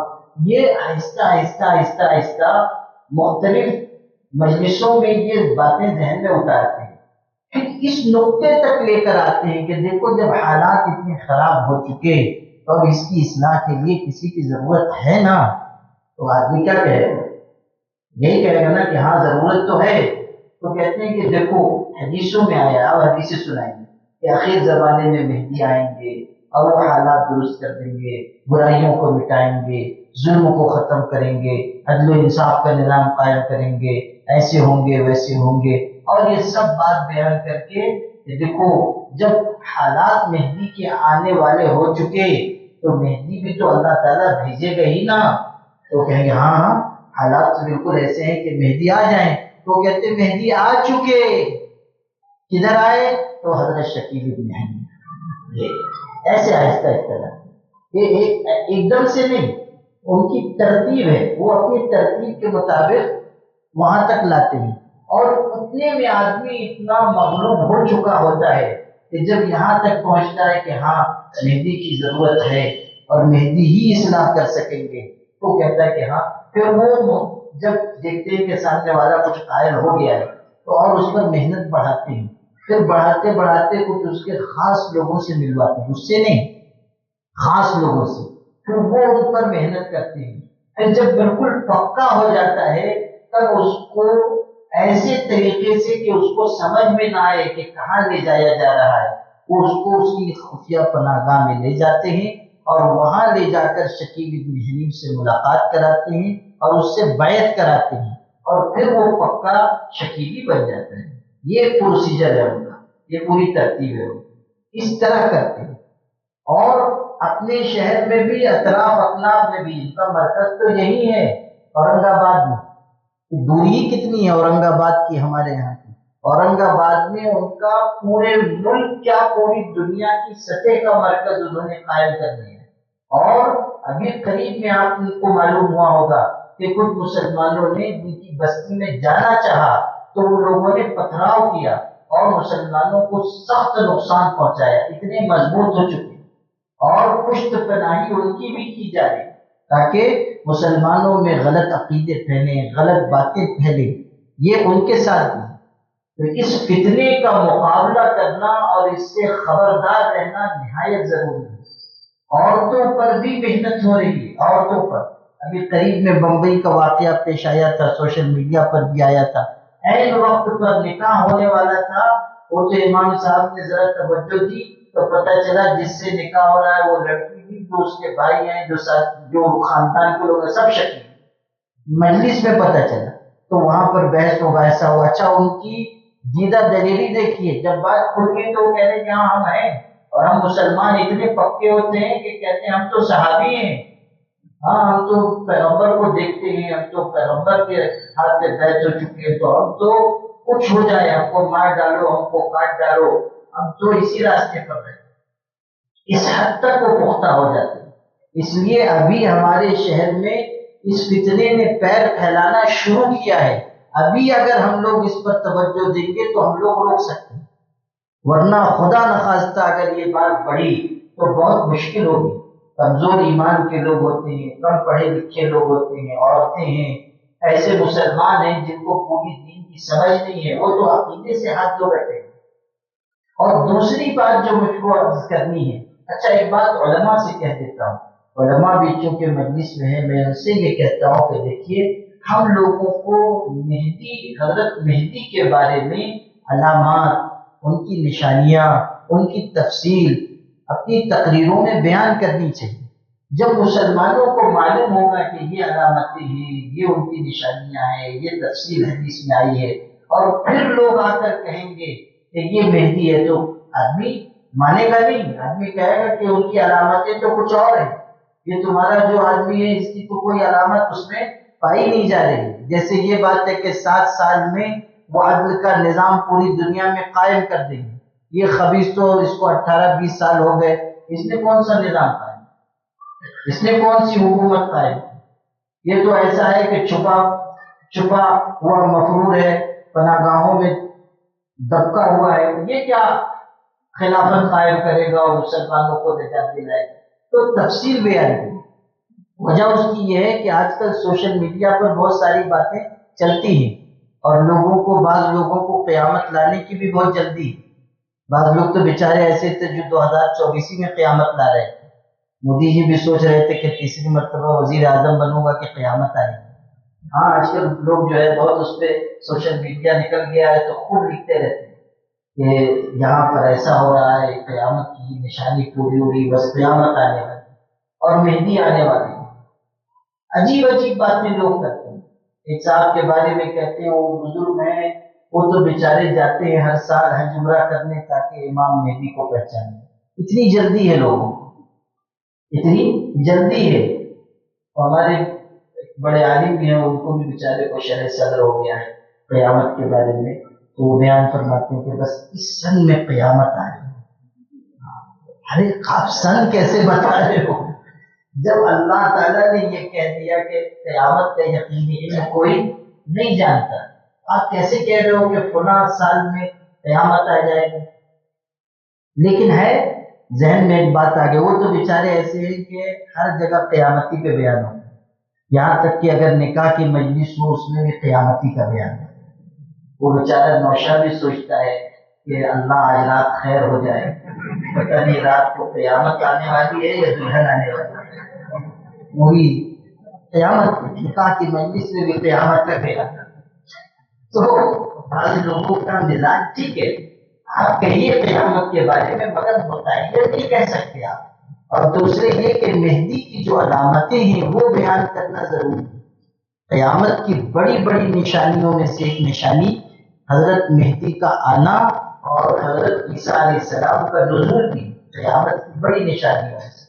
تو ہم قیامت کی نشانیاں بیان کریں لیکن ساتھ میں پوری تفصیل عرض کریں تاکہ کسی کو گمراہ کرنے کا موقع نہ ملے۔ اب اگلی بات کہتا ہوں، ایک دوسرا فتنہ جو موبائل کے ذریعے سوشل میڈیا کے ذریعے عام ہو رہا ہے وہ ہے مرزا محمد علی انجینئر کا فتنہ۔ یہ ہمارے پڑوس کے ملک کا ایک آدمی ہے، علم دین اس نے حاصل نہیں کیا، علم دین حاصل نہیں کیا، قرآن مجید بھی صحیح نہیں پڑھتا ہے، آج قرآن مجید دیکھ کر پڑھنے میں بھی غلطی کرتا ہے، اور اس کے بعد دعویٰ یہ ہے کہ میں علمی کتابی ہوں، یعنی علم والا آدمی ہوں، کتاب کا مطالعہ کرتا ہوں اور بڑی بڑی باتیں کرتا ہے، وہ تقریریں کرتا ہے، اور چونکہ اسلام دشمن طاقتیں ایسے لوگوں کو پروان چڑھاتی ہیں تو اس کی چیزیں بھی دنیا میں زیادہ نشر کی جا رہی ہیں، اس کو موقع دیا جا رہا ہے۔ نتیجہ اس کا یہ ہے کہ ایک طبقہ علماء سے، اولیاء سے، دینداروں سے بدزن ہو کر اس کی طرف جا رہا ہے اور یہ سمجھتا ہے کہ یہ تو صحیح باتیں بیان کر رہا ہے، کتاب کے حوالے سے بیان کر رہا ہے اور ایسی باتیں بیان کر رہا ہے جو ہم کو سمجھ میں آ رہی۔ حالانکہ یہ بات سمجھ لیجیے کہ انسان اگر ملمہ سازی کر کے کوئی بات بیان کر رہا ہے، ہم اپنی کم علمی کی وجہ سے اس کی تہ میں اتر نہیں سکتے، نتیجہ یہ ہوگا کہ اس کی باتوں میں آ کر گمراہ ہوں، اور ایسے لوگ گمراہ ہو رہے ہیں۔ اتنے لوگ ہیں کہ جو اس کی باتوں کو مین و عن صحیح سمجھتے ہیں، حالانکہ وہ اللہ کے بارے میں، رسول کریم صلی اللہ علیہ وسلم کے بارے میں، صحابہ کے بارے میں، دین کے بنیادی عقیدوں کے بارے میں ایسی باتیں کہتا ہے جو نہایت گمراہ کن، نہایت گمراہ کن۔ اللہ کا لفظ کتنا عظمت والا ہے، اس نے اپنی ایک تقریر میں کہا کہ یہ اللہ کا لفظ بے معنی ہے، محمد لفظ یعنی بیکار لفظ، اس کا کوئی مطلب نہیں، اللہ کے لفظ کے بارے میں کہہ رہا ہے۔ حضرت نبی کریم صلی اللہ علیہ وسلم کی عظمت شان کتنی بلند ہے، کہتا ہے یہودیوں کی طرف منسوخ کر کے، حالانکہ یہودیوں نے کبھی ایسی بات نہیں کہی، اس کتاب میں نہیں ہے سیرت، لیکن وہ شخص یہودیوں کی طرف منسوخ کر کے کہتا ہے کہ یہودی ایسا کہتے تھے کہ محمد تو اللہ معاف کرے، ایسا سخت جملہ نقل کرتے ہوئے آدمی کانپ جاتا ہے، لیکن چونکہ اس کی گمراہی بیان کر رہا ہوں تو بتا رہا ہوں، وہ یہ کہتا ہے کہ یہودی یہ کہتے تھے، حالانکہ غلط نسبت ہے، یہودی یہ کہتے تھے کہ محمد کل کا چھوکرا ہے، اس پر ہم کیوں ایمان لیں۔ ایسی بات حضور صلی اللہ علیہ وسلم کے بارے میں، حالانکہ یہودیوں نے کہیں یہ بات نہیں، لیکن چونکہ دل میں عظمت نہیں ہے، احترام نہیں ہے، حضور صلی اللہ علیہ وسلم سے تعلق نہیں ہے، اس لیے ایسی غلیظ بات اپنی زبان سے کہتا ہے. یہ بھی کہتا ہے کہ حضور صلی اللہ علیہ وسلم کے بارے میں جو یہ کہا جاتا ہے کہ آپ جو بات کہتے تھے وہی سے کہتے تھے، کہتا ہے کہ یہ صرف قرآن کے بارے میں اور حضور کی اور باتوں کے بارے میں یہ بات نہیں. آپ سوچئے حضور صلی اللہ علیہ وسلم کی زبان مبارک سے جو نکلا وہ حق اور سچ ہے، اور یہ کہتا ہے کہ بس قرآن یہ اللہ کی طرف سے اتاری ہوئی وحی ہے بس. پھر صحابہ کرام کے بارے میں اس کی باتیں تو نہایت زہریلی ہیں. اور ایک بات میں آپ کو سمجھا دیتا ہوں، ایک محدث کا ارشاد سناتا ہوں، اس سے بات آپ کے ذہن میں واضح ہوگی. حدیث کی 6 کتابوں میں سے ایک کتاب ہے نسائی شریف. نسائی حدیث کی 6 کتابوں میں سے، صحاح ستہ میں سے.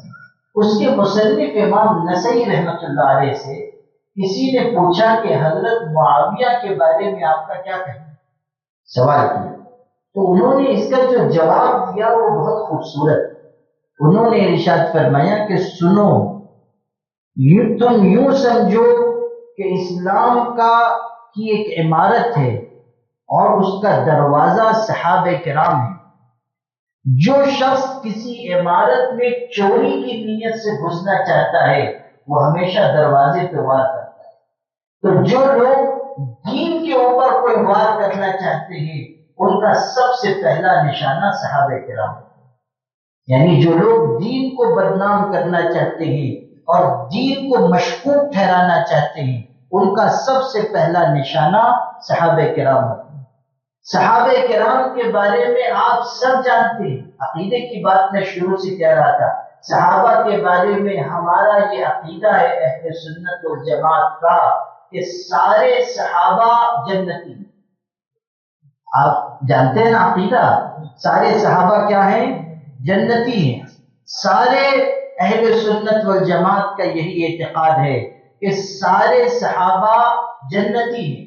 اور اللہ نے قرآن میں کہا وَكُلًّا وَعَدَ اللَّهُ الْحُسْنَى، اللہ نے ہر صحابی کے لیے جنت کا وعدہ کیا ہے.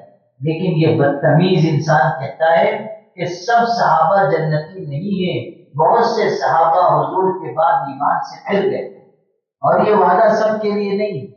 اور یہ بھی کہتا ہے کہ جن لوگوں نے فتح مکہ کے موقع پر، صحابہ ہی تھے نا، جن لوگوں نے فتح مکہ کے موقع پر ایمان قبول کیا، ظاہر ہے ایمان قبول کیا، حضور کی زیارت کی صحابی ہوئے نا. تو کہتا ہے کہ جن لوگوں نے فتح مکہ کے موقع پر ایمان قبول کیا انہوں نے ڈر کر ایمان قبول کیا، اس لیے ان کا ایمان معتبر. صحابہ کے بارے میں ایسی گستاخانہ بات کہنا کہ جن لوگوں نے ایمان قبول کیا ڈر کر ایمان قبول.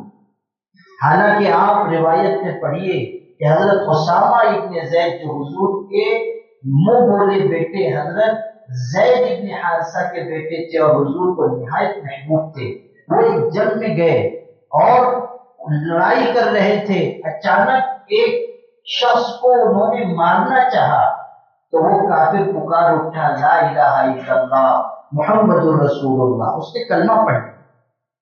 نے کلمہ پڑھ لیا لیکن حضرت اسامہ ابن زید نے اس کو چھوڑا نہیں، اس کو پکڑا اور اس کو تلوار سے قتل کر دیا. صحابہ کرام نے یہ بات حضرت نبی کریم صلی اللہ علیہ وسلم سے نقل کی کہ اسامہ ابن زید نے ایک شخص کو کلمہ پڑھنے کے باوجود قتل کر دیا. حضور نے حضرت اسامہ ابن زید کو بلایا، وہ خود روایت بیان کرتے ہیں، خود کہتے ہیں کہ حضور نے مجھ کو طلب کیا، فرمایا تو نے اس شخص کو کیسے قتل کر دیا جو لا الہ الا اللہ کہہ رہا تھا؟ انہوں نے کہا اللہ کے رسول اس شخص نے میری تلوار کے ڈر سے ایمان قبول کیا. حضور نے فرمایا ہلا شققت قلبہ، کیا تو نے اس کا دل چیر کر دیکھا تھا کہ اس نے تیرے اسلحے کے ڈر سے ایمان قبول کیا ہے؟ پھر آپ نے فرمایا اسامہ سوچ لے قیامت کے دن تیرا کیا حال ہوگا جب وہ شخص کلمہ پڑھتا ہوا آئے گا اور تجھ پر دعویٰ کرے. تیرا کیا حال ہوگا جب وہ شخص قیامت کے دن کلمہ پڑھتا ہوا آئے گا. آپ سوچئے صحابی کو حضور کہہ رہے ہیں اس کے بارے میں جو صحابی نہیں، اس شخص نے تو حضور کو نہیں دیکھا تھا، کلمہ پڑھا اور اسی وقت اس کو قتل کر دیا گیا، وہ صحابی نہیں ہے. حضرت اسامہ صحابی ہیں، اور صحابی بھی کس درجے کے کہ حضور کے محبوب کہلاتے ہیں.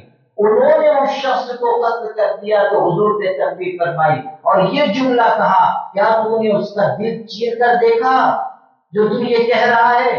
اور آج کا یہ بدتمیز انسان صحابہ کے بارے میں کہتا ہے کہ اگر انہوں نے ایمان قبول کیا تھا تو اسلحے کے ڈر سے ایمان قبول. صحابہ کے بارے میں آج کے دور کے شخص یہ کہہ رہا ہے کہ انہوں نے اسلحے کے ڈر سے ایمان قبول کیا. کیسی زندیقیت کی بات ہے، کیسی گمراہی کی بات ہے. حضرت ابو زرعہ بہت بڑے عالم گزرے ہیں، محدث گزرے ہیں، وہ فرماتے تھے کہ جب تم دیکھو کہ کوئی شخص کسی صحابی کو برا کہہ رہا ہے سمجھ لو کہ وہ اپنی نفسانی خواہشات میں مبتلا ہے. اور حضرت امام سفیان بن عیینہ سے تو یہاں تک نقل کیا گیا کہ اگر تم دیکھو کہ کوئی شخص صحابہ کرام کے بارے میں کوئی خامی کمزوری کی بات بیان کر رہا ہے تو سمجھ لو کہ وہ زندیق شخص ہے، کافر شخص، زندیق شخص ہے، گمراہ شخص ہے. آپ غور کیجیے کہ یہ صحابہ کے بارے میں اس طرح کی بات کیا، اور صرف اتنی بات نہیں، بہت سی اس کی باتیں ہیں. حضرت عثمان غنی رضی اللہ تعالیٰ کتنے اونچے درجے کے شخص ہیں، داماد رسول ہیں. حضور نے ان کی فضیلتیں بیان فرمائی، یہاں تک کہ ایک خاص موقع پر جب انہوں نے حضور کی خدمت میں بہت بڑی رقم پیش کی تھی، مسلمانوں کے لشکر کو سامان فراہم کیا تھا، تو حضور صلی اللہ علیہ وسلم تشریف فرماتے، جو دینار وہ لے کر آئے تھے آپ اس کو الٹتے پلٹتے جاتے تھے اور ارشاد فرماتے تھے کہ آج کے بعد عثمان کو اس کا کوئی عمل نقصان نہیں پہنچائے گا. اللہ نے عثمان کی مغفرت فرمائی. آج کے بعد عثمان کو اس کا کوئی عمل نقصان نہیں پہنچائے گا، اللہ نے اس کی مغفرت فرمائی. یہ حضرت عثمان کے بارے میں حضرت نبی کریم صلی اللہ علیہ وسلم کہہ رہے ہیں، اور یہ شخص کہتا ہے کہ حضرت عثمان کو جو لوگوں نے مارا، قتل کیا، وہ ان کی غلطیوں کی وجہ سے قتل کیا. آپ غور کیجیے، حضرت عثمان جیسی اونچی شخصیت کے بارے میں کہہ رہا ہے کہ ان کو جو قتل کیا گیا وہ ان کی غلطیوں کی وجہ سے. آپ سوچئے کہ حضرت عثمان رضی اللہ تعالیٰ اگر چاہتے تو جو لوگ آئے تھے، جو باغی آئے تھے، حضرت عثمان چاہتے ان کا مقابلہ کر سکتے تھے. آپ کے پاس اختیارات تھے، آپ خلیفہ تھے، لیکن حضرت عثمان کے اندر کیسی دیانت تھی اور کس درجہ اللہ کا خوف تھا. انہوں نے مظلومانہ طریقے سے شہادت قبول کر لی لیکن مقابلے کے راستے پر نہیں گئے. اور شہادت بھی کیسے ہوئی؟ قرآن مجید پڑھ رہے تھے، اس وقت ان کو شہید کیا گیا، ان کا خون قرآن مجید کے نسخے پر گرا. آپ سوچئے کہ حضرت عثمان رضی اللہ تعالیٰ روزے کی حالت میں ہیں، قرآن پڑھ رہے ہیں، اس وقت ان کی شہادت. ایسے شخص کے بارے میں آج بیٹھ کر یہ کہنا کہ ان کی غلطیاں تھیں، وہ رشتہ داروں کو نواز رہے تھے اس لیے ان کو مارا گیا. حضرت معاویہ کے بارے میں بھی یہ بہت گستاخیاں کرتا ہے، کہتا ہے کہ معاویہ ایسا شخص ہے کہ اس کا پیٹ کبھی مال سے بھرا ہی نہیں. حضرت معاویہ کے بارے میں کہتا ہے، حضرت معاویہ صحابی رسول ہیں، ان کے بارے میں کہتا ہے. حضرت خالد ابن ولید رضی اللہ عنہ سیف من سیوف اللہ ہے، اللہ کی تلواروں میں سے ایک تلوار ہے. ان کے بارے میں کہتا ہے کہ خالد ابن ولید نے اس وقت ایمان قبول کیا جب ایمان قبول کرنے کا مطلب عیاشی تھا، یعنی بعد میں وہ ایمان لائے، بعد میں مسلمان ہوئے، اور اس وقت اسلام پھیل رہا تھا. اس کو اس لفظ سے تعبیر کرتا ہے. تعبیر بھی دیکھو ایسی غلیظ استعمال کرتا ہے کہ جس سے بے ادبی جھلکتی ہے. تو ایسی باتیں صحابہ کے بارے میں کہتا ہے. پھر تابعین کے بارے میں، تابعین کے بارے میں تو اس نے کہا کہ تابعین جھوٹے تھے. صحابہ کرام سے تربیت پانے والوں کو کہہ رہا ہے تابعین جھوٹے تھے. اور پھر الگ الگ علماء اولیاء کے بارے میں اس کی بہت ساری ایسی باتیں ہیں جو ظاہر کرتی ہیں کہ یہ نہایت گمراہ شخص ہے. افسوس کہ ہمارے یہاں کے بعض جدید تعلیم یافتہ لوگ اس کی چیزیں یوٹیوب پر دیکھ رہے ہیں اور اس سے متاثر ہو رہے ہیں. کئی لوگ تو ایسے ہیں کہ محمد علی مرزا کے بارے میں کچھ کہو تو وہ کہتے ہیں کہ آپ دلیل دیجئے کہ اس نے ایسی بات کہی. ارے دلیل سے تو سارا سوشل میڈیا بھرا ہوا ہے، ایسی ایسی باتیں اس کی ہیں، اتنے کم وقت میں پوری باتیں بیان بھی نہیں ہو سکتی، اتنی ساری باتیں اس کی ہیں. قرآن و حدیث کی غلط تشریح، صحابہ کے بارے میں، ائمہ کے بارے میں، بزرگان دین کے بارے میں، اولیاء کرام کے بارے میں. اچھا اس کو موقع بھی مل گیا، موقع اس طرح مل گیا کہ جو لوگ طرح طرح کی باتیں من گھڑت بیان کرتے ہیں، یا ہمارا ایک حلقہ ایسا ہے کہ جو ایسی باتیں عام طریقے پر بیان کرتا ہے جس کا نہ سر ہے نہ پیر ہے، ایسی کرامتیں بیان کرتے ہیں کہ آدمی کی عقل میں نہ آئے.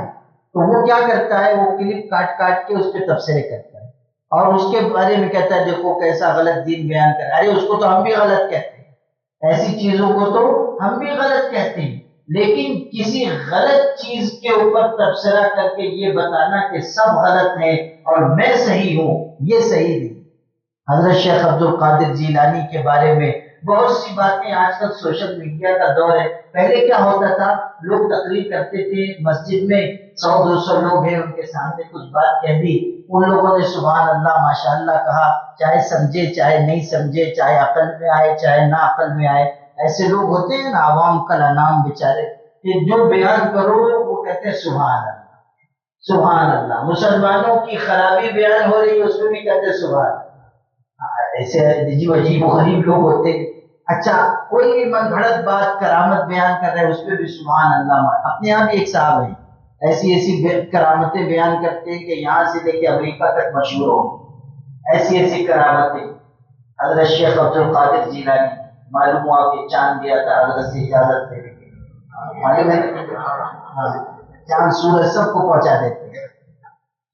وہ ان کی بھی کلپ وہ کاٹ کاٹ کے بیان کرتا رہتا ہے وہاں بیٹھ کے. ہاں یہ ان سے بھی کچھ تعلقات معلوم ہوتے ہیں، وہ ان کی بھی کلپ کاٹ کاٹ کے دیکھو کیا بیان کر رہے ہیں، دیکھو کیا بیان کر رہے ہیں. اچھا جو باتیں ایسی ہیں جو کمزور ہیں، غلط ہیں، گھڑی ہوئی ہیں، ہم بھی کہتے ہیں صحیح نہیں، اور ایسی ایسی باتیں بیان کرتے ہیں. تو ایک صاحب بیان کر رہے ہیں کہ حضرت شیخ عبد القادر جیلانی کی والدہ سے انہوں نے فرمایا کہ بچپن میں جو میں گود سے کبھی کبھی غائب ہو جاتا تھا، کہاں جاتا تھا، سورج میں چلا جاتا تھا. اب بھلا بتائیے، یہ جو جاہل قسم کے سب واعظ خطیب ہیں انہوں نے بھی بیڑا غرق کر رکھا ہے.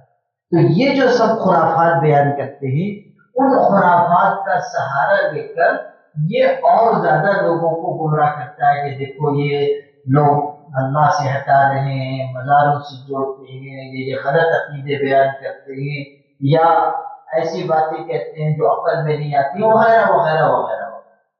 تو اس سے بھی اس کو تقویت ملتی ہے، لیکن اس کا مطلب یہ نہیں ہے کہ جو باتیں غلط ہیں ان کو بیان کرنے کی وجہ سے آپ بالکل صحیح ہو گئے. اس لیے کہ آپ کی بھی جو باتیں ہیں وہ قرآن و حدیث سے متصادم ہیں، قرآن و حدیث سے ٹکرانے والی. اب ایک بات اور آپ سے کہتا ہوں، ہمارے جدید تعلیم یافتہ طبقے کو ایک بات ہمیشہ یاد رکھنی چاہیے کہ دین کا علم ان لوگوں سے حاصل کرنا چاہیے جو مستند عالم ہو، جن کا علم گہرا ہو، جو قرآن و حدیث کے اوپر پوری دسترس رکھتے ہو. ایک آدمی اردو کتاب پڑھ کر آپ کو مسئلے بتانے لگے اور آپ سمجھیں کہ ہاں یہ تو بہت اچھا عالم ہے، مستند عالم ہے، یہ انجینئر ہو کر علم کی اور دین کی بات کر رہا ہے. نہیں، انجینئر ہے اپنے شعبے میں آپ جائیں گے. آپ اگر انجینئر ہونے کے بعد قرآن حدیث میں پانا لے کے گھس گئے ہیں تو یہ آپ کی غلطی ہے. آپ ادھر اگر آ رہے ہیں تو آپ نقصان پہنچائیں گے، اس لیے کہ آپ کو پوری معلومات نہیں، عربی جانتا نہیں ہے. عربی تو جانے دو، قرآن مجید تک صحیح پڑھنا آتا نہیں. اچھا اس پر دعویٰ تو دیکھو، کہتا ہے بڑے بڑے علماء قرآن غلط پڑھتے ہیں اور میں قرأت میں بہت اونچے درجے میں. سبحان اللہ، دیکھ کے قرآن نہیں پڑھ پا رہا ہے اور کہتا ہے کہ میں تو تجوید 1990 میں نے قرأت سیکھی تھی، پتہ نہیں کہاں مشتری مریخ پہ جا کے سیکھ کے آیا ہے کہ ایسا قرآن پڑھتا ہے کہ غلطی اس کی نکال نکال کے لوگ بتاتے ہیں کہ یہ تو غلط پڑھ. ترجمہ ایسا ادھر کا ادھر کرتا ہے جس کی حد نہیں، ترجمہ بھی صحیح نہیں کرتا قرآن مجید کا. ظاہر ہے کہ عربی آتی نہیں ہے، عربی آتی نہیں ہے تو آدمی ایسے ہی کرے گا. جس کو عربی نہیں آتی ہوگی وہ تو اندازے سے کام چلائے گا، اندازے سے، یا ترجمہ رٹ کے آئے گا وہ بیان کرے گا، جس کو عربی نہیں آتی ہوگی وہ پھنس جائے گا، نہیں چل سکے گا، اندازے سے کوشش کرے گا اس میں بھی ٹھوکر کھائے گا۔ وہ اپنے یہاں کا ایک آدمی گیا تھا، اس کا قصہ میں نے کبھی سنایا ہوگا، آپ لوگوں نے نہیں شاید سنا، اور سنا دیتا ہوں۔ گیا ہوا تھا، اپنے یہاں کے لوگ تو ہر جگہ اپنی چھاپ چھوڑتے ہیں نا، تو وہ گیا، تو وہاں گیا تو اس نے بھی وہاں جبا قبا کوئی اقال رومال سب وہاں والا اور گیا اختیار کر لیا۔ اب گیا حرم شریف میں، مصیبت یہ ہوئی کہ واپس نکلا تو راستہ بھول گیا۔ اب راستہ بھول گیا تو پریشانی میں پڑ گیا، راستہ کیسے پوچھوں؟ تو ایک عرب شیخ سامنے سے آ رہے تھے، تو مالیگاؤں کا آدمی ہوتا ہے تو کچھ نہ کچھ تو راستہ بناتا ہے نا، تو اس نے سوچا کہ یہ جو سورہ فاتحہ میں آیا ہے اس میں تو راستے کا ذکر ہے، تو اس نے وہ شیخ صاحب سے پوچھا اہدنا الصراط المستقیم، اس کو اشارہ کر کے پوچھا، سامنے والے کو، عرب شیخ تھے وہ، کہا اہدنا الصراط المستقیم، تو جہاں کھڑے ہوئے تو وہاں 3 راستہ تھا، تو اس نے جو سامنے والا عرب شیخ تھا اس نے کہا صراط الذین انعمت علیہم غیر المغضوب علیہم ولا الضالین، تینوں طرف اشارہ کیا۔ تو اس نے پوچھا تے بھی مالیگاؤں کے ہے کبھی؟ تو پتہ چلا کہ وہ بھی ادھر ہی کا تھا، یعنی دونوں جو عرب شیخ تھے دونوں نقلی تھے۔ اور جب آ گئی بات تو اہدنا الصراط المستقیم سے کام چلا رہے، تو اگر آدمی اس طرح کام چلائے گا تو نقصان میں پڑے گا، ایسے کام چلائے گا تو کہیں نہ کہیں جا کے پھنس جائے گا۔ اس کے ساتھ بھی یہی ہے، عربی جانتا نہیں، قرآن پاک کا علم نہیں، حدیث کا علم نہیں۔ اب ایسا آدمی جو غیر مستند ہے، جس کے پاس علم نہیں ہے، جس کے پاس سمجھ نہیں ہے، جو صحابہ کا گستاخ ہے، جو رسول کریم صلی اللہ علیہ وسلم کے بارے میں ایسی باتیں کہتا ہے جو بے ادبی بدتمیزی کی ہیں، جو شخص غلط مسئلے بیان کرتا ہے، مسائل بھی غلط بیان کرتا ہے، کہتا ہے بھتیجی بھانجی سے نکاح حلال ہے، یہ بھی بھتیجی بھانجی سے نکاح حلال ہے، آپ سوچیں اتنی نازیبا بات کہہ رہا ہے، جس کو قرآن نے محرمات میں شامل کیا، اس کو تم کیسے حلال قرار دے سکتے ہو؟ اور بھی اس طرح کی باتیں، چونکہ علم نہیں ہے، کوئی بات آ جاتی ہے، کسی نے سوال پوچھ لیا، آپ کیسے کہیں کہ ہم کو علم نہیں، تو کوئی بھی چیز طبقہ چلاتے ہیں، کبھی صحیح بیٹھتا ہے کبھی غلط۔ تو اس طرح کے لوگوں سے اگر ہم دین کا علم سیکھیں گے گمراہ ہو جائیں گے۔